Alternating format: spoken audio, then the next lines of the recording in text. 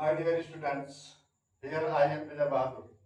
I will speak you English some essential chapters. I start it sentence. अब आप सबके सामने मैं यह बताना चाहता हूँ कि सेंटेंस किसे कहते हैं, सेंटेंस क्या है। काफी कुछ बच्चे इसी भ्रम में रहते हैं कि सेंटेंस को क्या कहा जाता है, इसको कैसे पहचाना जाए। सेंटेंस 5 प्रकार के होते हैं। अब सेंटेंस कैसे बनता है, सेंटेंस बनने के लिए क्या आवश्यक है। तो कोई भी वाक्य पूर्ण वाक्य तब होता है जब उसमें कम से कम एक कर्ता और एक क्रिया हो। कम से कम एक कर्ता और एक क्रिया हो, तब वह वाक्य पूर्ण वाक्य होता है। इंपरेटिव सेंटेंस को छोड़ करके, हालांकि इंपरेटिव सेंटेंस में यू कर्ता जो होता है वो हमेशा से माना जाता है। तो चलिए, सेंटेंस के लिए 2 शब्दों की आवश्यकता होगी, एक कर्ता एक क्रिया। उसके बाद आपको यह देखना होगा कि अब फिर समस्या उठती है कि शब्द किसे कहते हैं। तो शब्द जो है स्वरों व्यंजनों तथा स्वरों और व्यंजनों के योग से शब्द बनते हैं, जिसका अपना कोई शाब्दिक अर्थ होता है। इस तरह से शब्द 2 प्रकार के हो जाते हैं, सार्थक शब्द, निरर्थक शब्द। लेकिन सार्थक शब्द का मतलब जिसका कोई अपना एक अर्थ निकले। तो इस तरह से शब्दों के क्रमिक समूह से वाक्य बनता है। वाक्य की परिभाषा क्या है? शब्दों के क्रमिक मेल से वाक्य बनता है। जैसे हिंदी में है, सबसे पहले कर्ता लिखा जाता है, अन्य चीज लिखी जाती है, फिर क्रिया लिखा जाता है, उसका एक सिस्टम है। उसी तरह से इंग्लिश में है, सेंटेंस में सबसे पहले कर्ता लिखा जाता है, तब क्रिया लिखी जाती है, तब कर्म लिखा जाता है, तब अन्य चीजें लिखी जाती हैं। इस तरह से हर भाषा के अपने अलग अलग सिस्टम है। उस सिस्टम के अनुसार हम देखते हैं। तो अब आप आ जाइए सेंटेंस पर। सेंटेंस 5 प्रकार के होते हैं।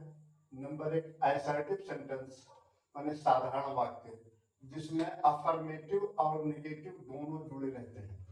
असर्टिव सेंटेंस, कोई भी अफर्मेटिव सेंटेंस है उसे भी असर्टिव सेंटेंस कहेंगे, और कोई भी निगेटिव सेंटेंस है तो उसे भी असर्टिव सेंटेंस के अंतर्गत उसका भी अध्ययन करते हैं। इस प्रकार साधारण वाक्य जो होता है वो नंबर 1 असर्टिव सेंटेंस मतलब साधारण वाक्य। Number 2 interrogative sentence.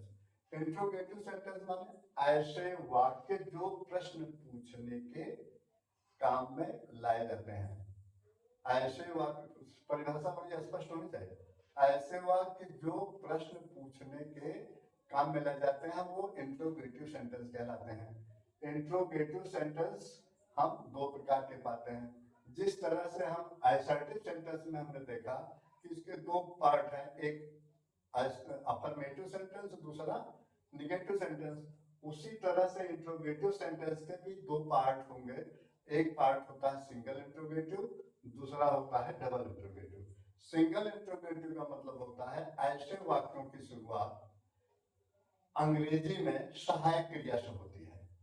जैसे क्या आप अंग्रेजी पढ़ते हैं, क्या वे लोग घर जाते हैं। माने किसी भी कार्य को, किसी भी कथन को स्पष्ट करने के लिए सिंगल इंट्रोगेटिव सेंटेंस का प्रयोग किया जाता है। सिंगल इंट्रोगेटिव सेंटेंस का प्रयोग किसी भी कार्य या किसी भी कथन को स्पष्ट करने के लिए किसका प्रयोग किया जाता है? Single interrogative sentence. Single interrogative sentence जो होता है उसकी शुरुआत अंग्रेजी में सहायक क्रिया से होती है और हिंदी में क्या से होती है। इसके द्वारा हम किसी कथन को स्पष्ट करते हैं। दूसरा होता है double interrogative sentence. Double interrogative sentence मतलब आप ये ना समझिएगा कि डबल इंट्रोगेटिव माने 2 प्रश्नवाचक चिन्ह, ऐसा नहीं है। डबल इंट्रोगेटिव माने ऐसे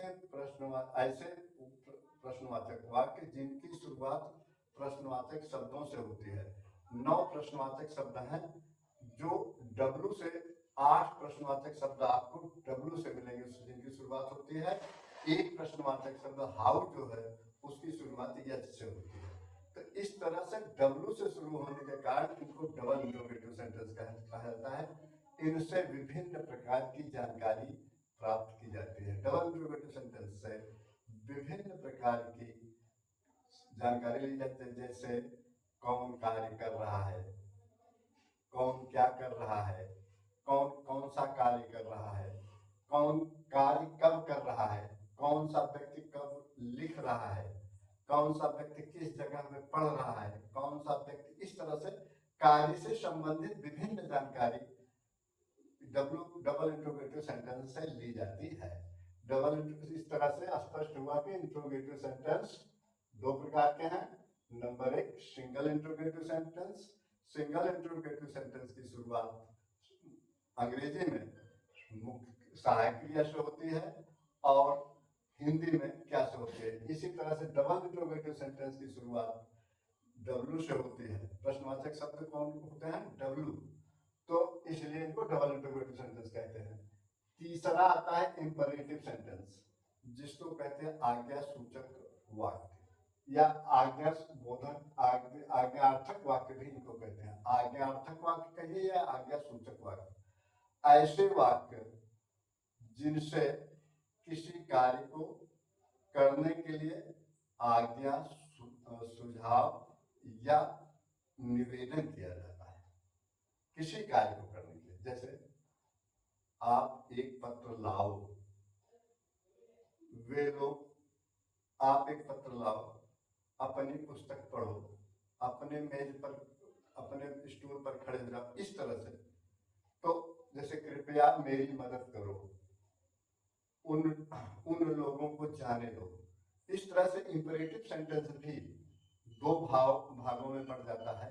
एक ऐसा वाक्य होता है जो सीधे सीधे प्रयोग में लाया जाता है। दूसरा वाक्य इस तरह से होता है जिसमें किसी कार्य को करने के लिए ये कहा जाता है कि आप उस कार्य को करने होने दीजिए, उसमें किसी भी प्रकार का हस्तक्षेप न करो। जैसे let me go my home, मुझे मेरे घर जाने दो।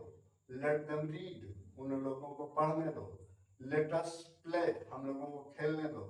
लेट अस गो होम, आओ हम लोग घर चले। इस तरह से तो ये इंपरेटिव सेंटेंस होते हैं। इनके निगेटिव भी होते हैं, तो इनकी शुरुआत निगेटिव डू नॉट से होती है। डू नॉट डिस्टर्ब मी, मुझे परेशान मत करो। Do not say me your ifs and buts, आप मुझे अपनी अगर मगर लेकिन वाली भाषा मत इस्तेमाल कीजिए। इस तरह से इंपरेटिव सेंटेंस है। चौथा नंबर आता है एक्सक्लेमेटरी सेंटेंस। इससे किसी कार्य, घटना या तथ्य पर विस्मय व्यक्त किया जाता है। जैसे कितना भयानक दृश्य है, माने दृश्य इतना भयानक है जिसकी कल्पना हम कर सकते, कल्पना से परे है।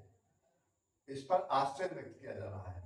और उसके बाद दूसरा जो इसका भाग होता है, इसमें हर्ष या विषाद का भाव व्यक्त किया जाता है। जैसे आहा,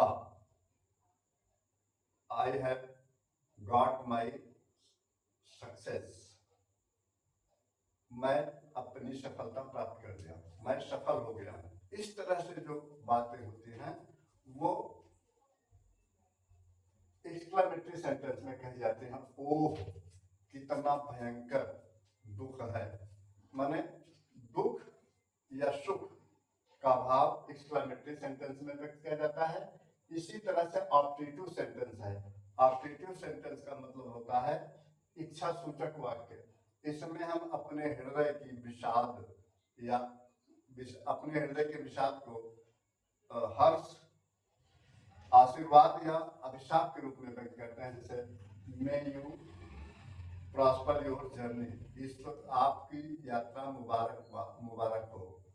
और may you got your success, आप लोग अपनी सफलता हासिल करें। इस तरह से। और कर्स में क्या होता है? May you dream your life, आप अपने जीवन, आपका जीवन अंत हो जाए। इस तरह से आप लोगों को यह सेंटेंस जो होते हैं, 5 सेंटेंस आपको दिमाग में अपने रखने होंगे। इसके बाद आगे की पढ़ाई जो है कल से विधिवत शुरू होगी। और सेंटेंस पर आप लोग इतना फोकस रखिएगा कि सेंटेंस को पर रखिएगा। और शब्द किसे कहते हैं, शब्द, सेंटेंस, बस। इसके बाद आप लोग इस चैनल को सब्सक्राइब करें, शेयर करें, लाइक करें।